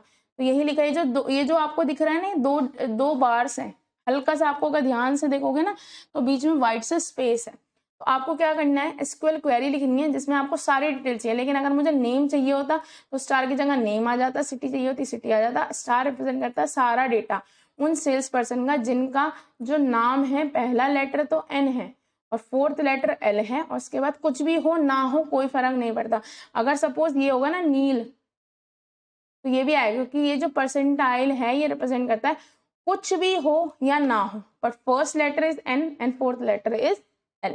ठीक है, अब आपके पास एक कस्टमर नाम की टेबल दे रखी है, देखो ये मैं इसमें से, जैसे ये कस्टमर नाम की टेबल के अंदर 3 है, ऑर्डर नाम के अंदर तीन है, और ऐसे ही आपको कुछ और बेसिक छोटे छोटे से क्वेश्चंस हैं जो आपको समझ आएंगे। ठीक है, चाहती तो मैं अलग एक साथ लिख देती टेबल, फिर वो बार बार पीछे आगे देखने में दिक्कत होती है, तो इसलिए मैंने प्रेफर किया कि साथ साथ टेबल लिख दूं। ठीक है, फाइंड, अब क्या लिखना है, find all those customer who do not have any grades. ठीक है, अब देखो कस्टमर होंगे, कस्टमर आईडी होगी, कस्टमर नेम होगी, सिटी होगा, ग्रेड होगा, सेल्समैन आईडी होगी, यानी कि कस्टमर किसी भी सेल्समैन को कोई ग्रेड देता है, जैसे आपसे बोला जाता है ना कि ग्रेड दे देना, रेटिंग दे देना, लेकिन कई बार आप नहीं देते, तो मुझे वो चाहिए जहाँ पे ग्रेड में कोई वैल्यू ना हो, और ये वैल्यू नल हो सकती है क्योंकि कोई ना ये प्राइमरी की है ना कुछ है, तो मैं क्या लिखूंगी, सिलेक्ट करो star from customer where grade is null, यानी कि जहाँ पे ग्रेड की वैल्यू नल है, क्योंकि कस्टमर अपनी कस्टमर आईडी पे अपना कस्टमर नेम होगा, उसकी सिटी होगी और किसने उसे अटेंड किया। और साथ में कई बार होता है ना, जैसे आप कहीं भी जाते हो शॉपिंग करने या वो तो आपको ऑनलाइन आता है कि आप ग्रेड दे दीजिएगा, तो आप 0 कई बार नहीं देते। तो जहाँ पे ग्रेड की वैल्यू नल होगी वो वाले कस्टमर का सारा डेटा पिक कर लिया जाएगा। अगर आपको काउंट करने हैं कितने कस्टमर्स हैं तो सिंपली काउंट स्टार लगा दोगे। काउंट स्टार मतलब चाहे वो कैसे भी हो, आपको काउंटिंग यानी कि टपल्स काउंट करके देगा, डुप्लीकेट वैल्यू भी काउंट करके देगा। ठीक है, तो सिंपली काउंट स्टार लगाने से आप जितने भी कस्टमर्स होंगे वो सारे आप काउंट कर सकते हैं। राइट करो एक SQL query, determine the number of customer who have receive at least 1 grade from there activity. अगर कस्टमर ने एक ग्रेड रिसीव किया, यानी कि अगर मैं यहाँ पे कस्टमर के ग्रेड्स की बात कर रही हूँ तो सिंपली आप यहाँ पे अंदर ऑल ग्रेड लिख देंगे बस, है ना। अब देखो यहाँ पे जो ग्रेड यूज किया गया वो इस तरह से यूज किया गया, कस्टमर को ग्रेड मिला है ना। और यहाँ पे आप कैसे भी यूज कर सकते हो, तो जैसा क्वेश्चन दे रखा हो उसी के अकॉर्डिंग इसको समझ लेना कि ग्रेड सेल्स के लिए है या उसके लिए। तो ऑल ग्रेड अगर आप अंदर लिख देंगे, ऑल ग्रेड का मतलब है जहां पर ग्रेड की वैल्यूज नल के अलावा कुछ भी होगी वो आ जाएगा। इवन अगर आप ये नहीं भी लिखेंगे ना और डायरेक्टली स्टार लिख देंगे ये तब भी सेम है, लेकिन नल आपको नल काउंट नहीं करता है, तो इसलिए आपको ऑल ग्रेड लिखना होता है। ठीक है, अब आपको ऑर्डर नाम की एक टेबल दे रखी है जिसमें ये सारा डेटा दे रखा है। कैलकुलेट करो purchase amount of all order, calculate total purchase amount of all order. देखो ऑर्डर नाम की टेबल है, इसमें एक ऑर्डर नंबर होगा, परचेज अमाउंट होगा, किस ऑर्डर डेट में किस कस्टमर ने किया, कौन से सेल्स पर्सन ने परचेज कराया। अब परचेज अमाउंट मुझे सम निकालना है कि कितना परचेज टोटल बन चुका है, तो सिंपल सम कर दो परचेज अमाउंट का, select purchase amount from order. तो ऑर्डर नाम के टेबल में परचेज अमाउंट का सम। अगर मुझे एवरेज निकालना है कि कितना ऑर्डर एज एन मतलब टेबल में कितना परचेज हो चुका है उसका एवरेज निकालना है, तो यहाँ पे बस सिर्फ क्या यूज कर देते हैं AVG। ठीक है, अगला क्या है, राइट करनी है एसक्यूएल क्वेरी जो काउंट करता है number of unique sales person, यानी कि आपके पास सेल्स पर्सन कितने हैं। ये देखो आपके पास ऑर्डर है, ऑर्डर में दे रखा होगा कि कौन से ऑर्डर को किस सेल्स पर्सन ने सेल्स किया है।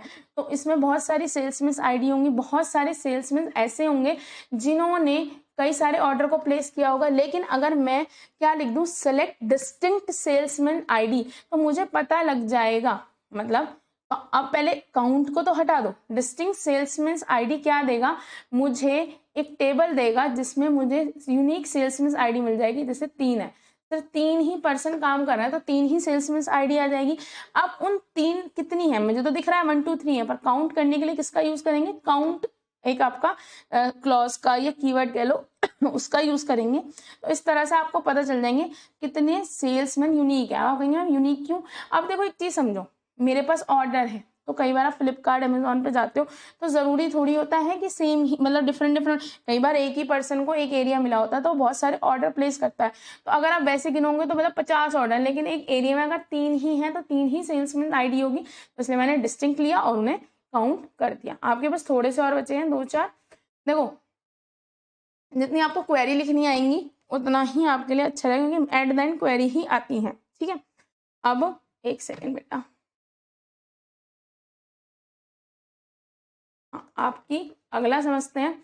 ऑर्डर नाम की एक टेबल है जिसमें आपको एसक्यूएल क्वेरी लिखनी है जिसमें मैक्सिमम परचेज अमाउंट निकालना। परचेज अमाउंट बहुत सारे पर मैक्सिमम किसने किया है, तो आप यहाँ पे अगर मैक्स लगा देंगे, select max purchase amount from order. अब बहुत सारे ऑर्डर उनके अमाउंट्स है, अगर मैं चाहती हूँ मिनिमम परचेज अमाउंट आए तो उसके लिए मैं आगे क्या लगा दूंगी, minimum purchase amount from order. तो आप एक एसक्यूएल क्वेरी लिखेंगे जिसमें आपको मिनिमम परचेज अमाउंट मिल जाएगा। अब आपको निकालना highest grade from customer in each city. अब देखो जो कस्टमर टेबल है उसमें हाईएस्ट कस्टमर ग्रेड होगा, तो आप क्या लिखोगे, मतलब देखो highest grade of customer in each city. देखो आपके पास बहुत सारे कस्टमर्स होंगे, उन कस्टमर की डिफरेंट डिफरेंट सिटी होगी, तो आप कस्टमर को ग्रुप किसके बेसिस पे करेंगे, सिटी के बेसिस पे करेंगे। यानी कि जो मेरा, देखो इसे 1 मिनट ड्रॉप करते हैं।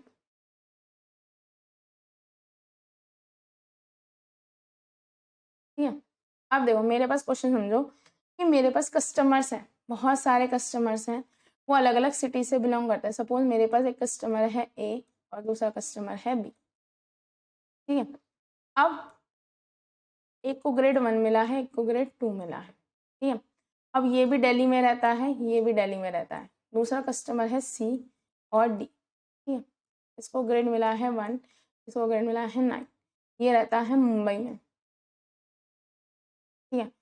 अब मैंने क्या बोला है, फाइंड करो highest grade of customer in city. अब मेरे पास 2 सिटी हैं, तो मैं अगर ग्रुप करूंगी सिटी के अकॉर्डिंग तो मेरे पास 2 बन जाएंगे, मतलब मेरे पास 2 बन जाएंगे, एक तो दिल्ली वाले कस्टमर्स और एक मुंबई वाले कस्टमर। अब मेरा क्वेश्चन ये है कि अगर मैं ग्रुप बाय करती हूँ तो मेरे पास 2 ग्रुप बन जाएंगे। पहला ग्रुप जो कस्टमर दिल्ली से बिलोंग करते हैं, दूसरा कस्टमर जो मुंबई से बिलोंग करते हैं। अब इन दोनों में से हाईएस्ट कौन सा है, बी, और इन दोनों में से हाईएस्ट कौन सा है, डी। तो यही मेरा क्वेश्चन है कि मुझे हाईएस्ट ग्रेड कस्टमर चाहिए हर सिटी के। यानी कि देखो ऐसा हो सकता है जो कस्टमर्स हैं एक सिटी से बहुत सारे कस्टमर्स हो और उन्हें डिफरेंट डिफरेंट ग्रेड मिले हो, ठीक है। तो अब मैंने क्या करा, कस्टमर्स को डिवाइड कर दिया। जैसे सपोज मेरे पास बहुत सारे बच्चे हैं, मैंने उन्हें सेक्शन के बेसिस पे डिवाइड कर दिया, यानी ग्रुप बाय मतलब सिटी के अकॉर्डिंग मैंने उनकी ग्रुपिंग कर दी। मेरे पास जो ये दे रखे हैं, देखो एक बार और,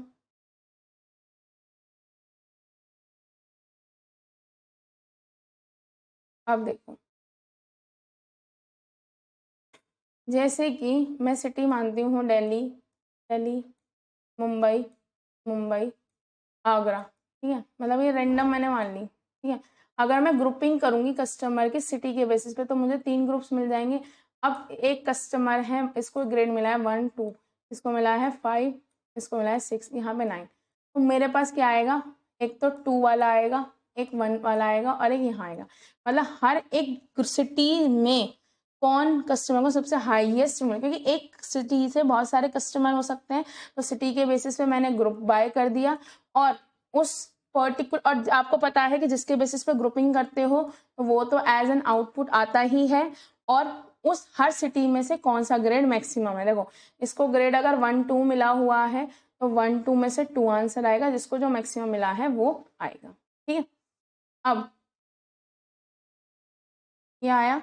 अब अगला करते हैं, पहले हम इजी सा करते हैं। Write a SQL query to find the highest purchase amount. आपको परचेज अमाउंट निकालना है, ठीक है, order by each customer on a particular date, ठीक है। अब देखो आपको ऑर्डर निकालना है कि एक पर्टिकुलर डेट पे, है ना, पर्टिकुलर डेट, किसी पर्टिकुलर डेट पे एक कस्टमर ने, या चलो पहले हम डेट हटा देते हैं कि डेट से और हार्ड पड़ेगा, इसको सिंपल रहता है, डेट में थोड़ा सा चेंज करना पड़ेगा। मैंने बोला हर एक कस्टमर ने जो है उसका मैक्सिमम परचेज, डेट वाला हम फिर आगे देखेंगे क्योंकि इसमें थोड़ा सा चेंज आएगा, तो इस लाइन को हटा देते हैं। मेरा क्वेश्चन है भाई, मेरे पास ऑर्डर आए, ठीक है, ठीक है, मेरे पास ये ऑर्डर आए, है ना। अब उसने बोला है कि भाई देखो एक कस्टमर ने बहुत सारे ऑर्डर किए होंगे। सपोज आप ये देखो कस्टमर आईडी, ये एक ऐसी आईडी है, मतलब मेरे कस्टमर ऑर्डर्स हैं, तो मेरे पास कस्टमर आईडी होगी 1 2 1 2 3। तो भाई अगर मैं कस्टमर आईडी के बेसिस पे ग्रुप करूंगी तो मेरे पास अलग सारे ग्रुप बन जाएंगे। यानी कि ग्रुप का मतलब आप ऐसे समझो, मेरी कस्टमर आईडी है, यानी कि एक कस्टमर ने बहुत सारे ऑर्डर करे होंगे। आपसे बोला गया है कस्टमर ने कौन सा मैक्सिमम परचेज किया है वो बताना है। तो अब मेरी जो कस्टमर आईडी है उसके बेसिस पे मैंने क्या कर ली, ग्रुपिंग कर ली। अब मैम ग्रुपिंग कैसे की, अब देखो इसको मैं अभी समझाती हूँ।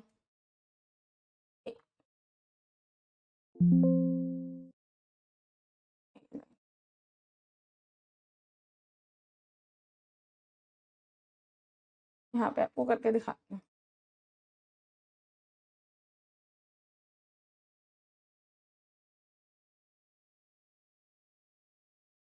चलो इसे खाली ले लिया स्पेस,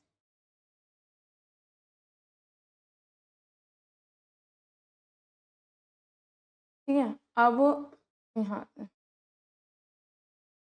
हमारा क्या था, यहाँ। अब देखो आपकी जो कस्टमर आईडी होगी, यानी कि this is your customer ID. अब मेरे पास क्या क्या चीजें हैं, परचेज अमाउंट है।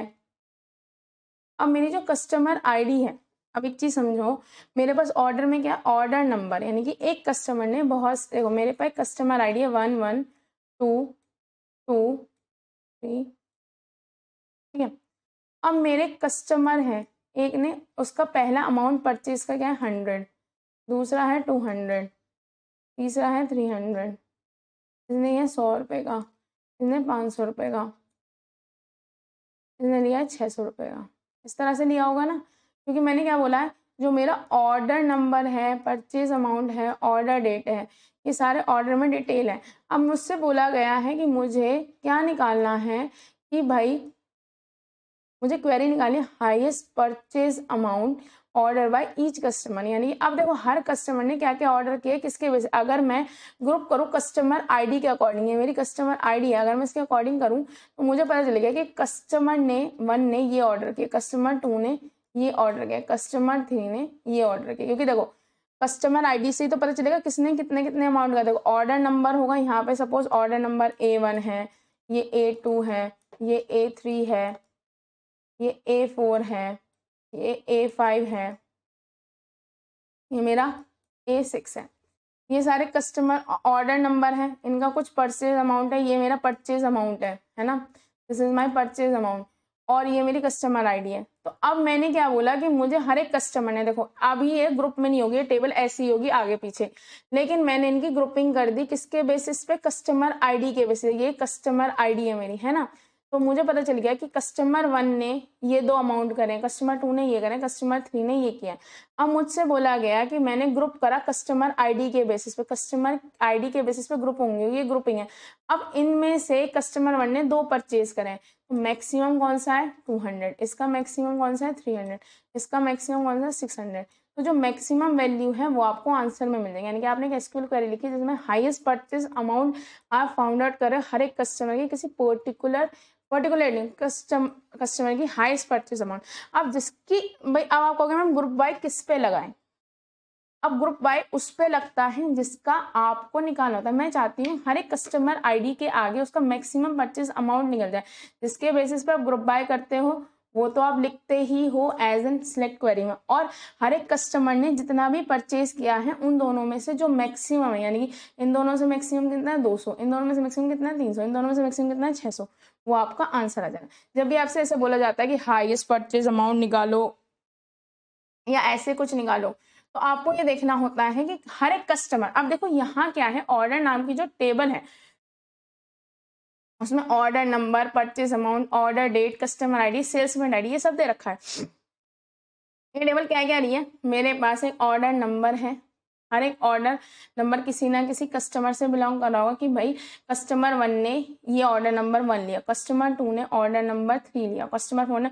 अब जब मैं ग्रुपिंग करूंगी कस्टमर, यानी कि मुझे कस्टमर 1 के एक साथ जितने भी ऑर्डर्स हैं वो मिल जाएंगे, कस्टमर 2 के जितने भी ऑर्डर हैं वो मिल जाएंगे, कस्टमर 3 के जितने भी ऑर्डर हैं वो सारे मिल जाएंगे। ठीक है, ये चीज समझ आई। अब अगला देखो मैंने क्या बोला है, determine the highest purchase amount made by each sales person. हर एक सेल्स पर्सन ने, यानी कि किसके बेसिस पे ग्रुपिंग होनी है, ग्रुप होनी है सेल्स आईडी के बेसिस पे।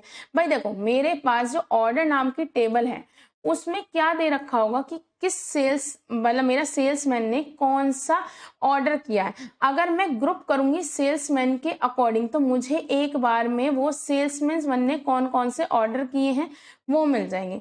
अब जब मैंने लिखा ग्रुप बाय सेल्समैन आईडी, तो सेल्समैन आईडी के बेसिस पे ग्रुपिंग हो जाएगी, यानी कि सेल्समैन 1 के कौन से ऑर्डर है, सेल्समैन 2 के कौन से ऑर्डर है, सेल्समैन 3 के कौन से ऑर्डर है, सेल्समैन 4 के कौन से ऑर्डर है, वो सारे ऑर्डर एक साथ आ जाएंगे। अब मुझे एक सेल्समैन ने डिफरेंट डिफरेंट डेट पे दे रखे होंगे, कौन सी डेट पे दे रखा है वो डेट यहाँ लिखी जाएगी। अब देखो एक जो सेल्समैन पर्सन है, मतलब मेरा सेल्समैन पर्सन 1 है, देखो सेल्समैन आईडी है, सेल्समैन पर्सन 1 ने डेट पे 28 डेट को एक 100 रुपये का करा, एक 200 का और एक 300 का, तो उनमें से मैक्सिमम कौन सा, ये वाला।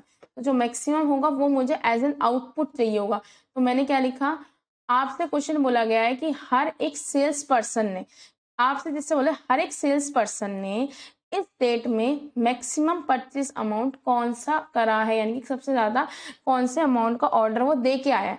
अब बोला गया हर एक सेल्स पर्सन, तो यहाँ पे एक सेल्स पर्सन ने बहुत सारे, क्योंकि देखो टेबल्स के थ्रू सीख नहीं सकते। देखो order number, purchase amount, order date, customer ID और सेल्समैन आईडी। आपसे बोला गया है कि एक सेल्स पर्सन है, अब आपके उसमें टेबल में बहुत सारे सेल्स पर्सन है, तो आप ग्रुप किसके बेसिस करोगे, सेल्समैन पर्सन के बेसिस, यानी कि सेल्स आईडी के ग्रुपिंग के हिसाब से क्या होगा कि एक ग्रुप बन के आ जाएगा जिसमें सेल्समैन आईडी 1 ने किन कौन से ऑर्डर किए हैं कौन सी डेट में। लेकिन अब ये जब डेट लिख जाएगी तो इसके हिसाब से सिर्फ वो आपको मिल जाएंगे जो कि इस डेट से बिलोंग करते होंगे। अब इस डेट में 2012 8/17 में, यानी 17 तारीख को 8वें महीने में जो है इसने बहुत सारे करे होंगे। अब उसमें से जो मैक्सिमम होगा वो आपको एज एन आउटपुट मिल जाएगा। तो ये दो क्वेरी ग्रुप बाई में देखो, write an SQL query to find the highest purchase amount order by each customer. एक कस्टमर ने बहुत सारे ऑर्डर्स किए होंगे। अब जिस एक अगर मैं ग्रुप करूंगी ग्रुप बाय कस्टमर आईडी, तो मुझे सारे एक जगह एक ब्लॉक में पहला ब्लॉक क्या मिलेगा, देखो this is my first block, यानी कि मुझे वो मिल जाएंगे सारे कस्टमर के डिटेल जो कस्टमर 1 ने करेंगे, फिर 2 ने, फिर 3 ने, जो मैक्सिमम होगी वो मुझे एज एन आउटपुट मिल जाएगी। अब क्या बोला, count all the order generated on this day.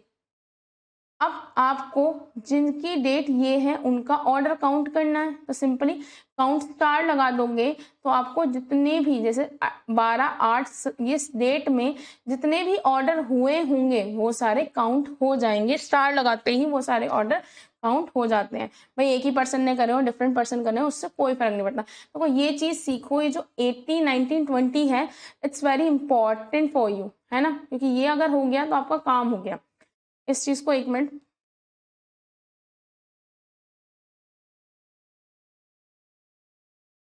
देखो, अब इसे समझो, आपसे बोला क्या है, आपसे बोला कि भाई देखो आपको एसक्यूएल क्वेरी निकालनी है highest purchase amount order by each customer. अब कस्टमर आईडी, ऐसा तो नहीं हो सकता कि एक पर्सन ने एक ही ऑर्डर किया, उसने बहुत सारे ऑर्डर करे होंगे। बट अगर मैं कस्टमर आईडी के बेसिस पे ग्रुप कर दूंगी तो पहले कस्टमर ने, यानी कि कस्टमर आईडी इसकी 1 है, उसने जितने भी ऑर्डर किए होंगे वो एक साथ लिखे हुए आ जाएंगे। अब उनमें से जो मैक्सिमम अमाउंट होगा वो मुझे यानी कि आउटपुट टेबल जो मुझे मिलेगी उसमें लिखा होगा कस्टमर आईडी 1 का परचेज मैक्सिमम अमाउंट कितना है 200, दूसरे कस्टमर 2 ने मैक्सिमम कितना किया है 300।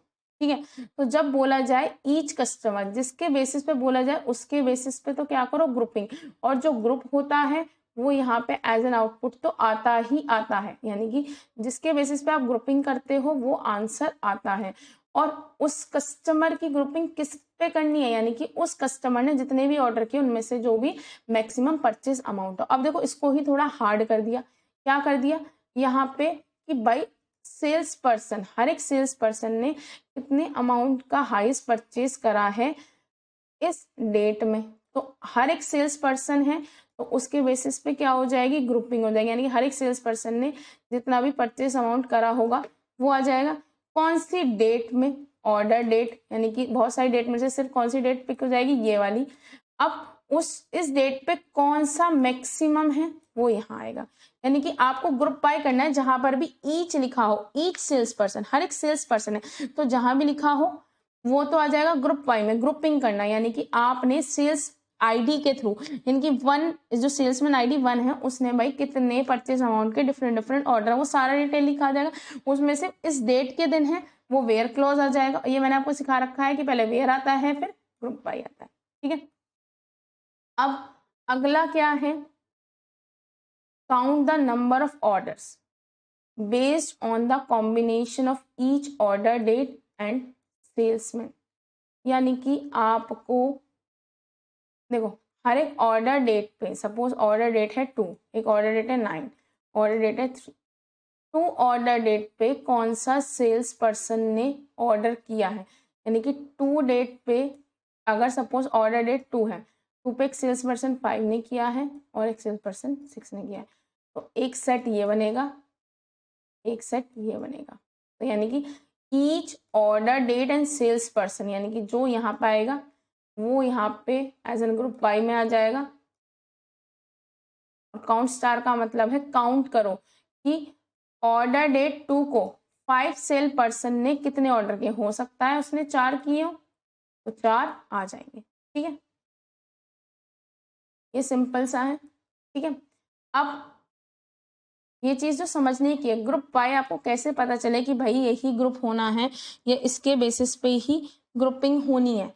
तो इसका आपको सिर्फ इतना ध्यान रखना है कि ग्रुप वाई उसका होगा जिसका जो है ईच स्टूडेंट या ईच समथिंग दे रखा हो, उसके बेसिस पे हम ऑर्डरिंग करते हैं। ठीक है, अगला क्या है, count the number of product whose price are higher than और इक्वल टू। आपको क्या करना है, अच्छा चलो खैर ये जो क्वेश्चन है, देखो ये दे रखा आइटम मस्त करके एक टेबल है जिसमें promo ID, promo name, pro price, pro com, ये सारी वैल्यू दे रखी है। आपको काउंट करने हैं वो सारे प्रोडक्ट जिनकी प्राइस जो है ग्रेटर देन और इक्वल टू 350 है। ठीक है, ये मैंने इसका आधा करके दे रखा है। ठीक है, लेकिन अभी मैं आपसे कहूँगी ये मैं आगे आपको कराऊंगी। ठीक है, इसको अभी हम छोड़ देते हैं क्योंकि इसका आधा पोर्शन अभी रह रहा है, तो इसको हम लेफ्ट करते हैं। तो यहाँ तक हम आपका कंप्लीट करती हूँ। बस आपको जो सीखने की जो चीज़ मैंने आपको समझाई, जो आपको आनी चाहिए, जो मुझे लगता है कि इम्पॉर्टेंट है, वो मैं आपको एक बार बता देती हूँ कि आपको जो ध्यान रखना है जब भी, क्योंकि ये देखो मैं यहाँ पे टेबल बना सकती हूँ लेकिन टेबल से कुछ मतलब कंफ्यूज होगा। राइट करो एक SQL query, highest purchase amount order by each customer. हर एक कस्टमर ने कितना परचेज अमाउंट मैक्सिमम, बहुत सारे कस्टमर्स होंगे, हर एक कस्टमर को किसके आप ग्रुप करो, ग्रुप आईडी, यानी कि पहली ग्रुप आईडी यानी कि ग्रुप 1 ने जितने भी परचेज करे होंगे वो एक साथ आ जाएंगे, दूसरे ने जितने भी परचेस करेंगे वो एक साथ आ जाएंगे, तीसरे ने जितने भी परचेस कर। कस्टमर आईडी के बेसिस पे ही क्यों करा, क्योंकि भाई कस्टमर आईडी ही तो बता रही है कि कौन से कस्टमर ने कौन सी परचेस करी है। ठीक है, अब इस वाले कस्टमर 1 ने 4 परचेस किए, 4 में से सबसे मैक्सिमम कौन है वो आ जाएगा। मिनिमम पूछा जाता तो मिनिमम आ जाता। अब क्या हो रहा है, हर एक सेल्स पर्सन यानी कि सेल्स आईडी के बेसिस पे क्या हो रही है, ग्रुपिंग हो रही है। अब सेल्स पर्सन ने 1 2 3 4 है सेल्स, पहले सेल्स पर्सन ने किसी डेट पे करा होगा, अलग अलग डेट्स पे किया होगा।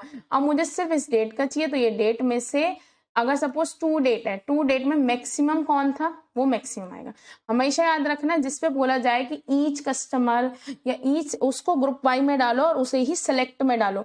और हर एक सेल्स पर्सन ने मिनिमम अमाउंट पूछा है, मैक्सिमम अमाउंट पूछा है, वो आप यहाँ लिखते हो। ठीक है, अभी हम ये वाला क्वेश्चन नहीं कर रहे हैं क्योंकि इसके लिए आगे नीड है, तो अभी हम यहाँ तक ही कर रहे हैं।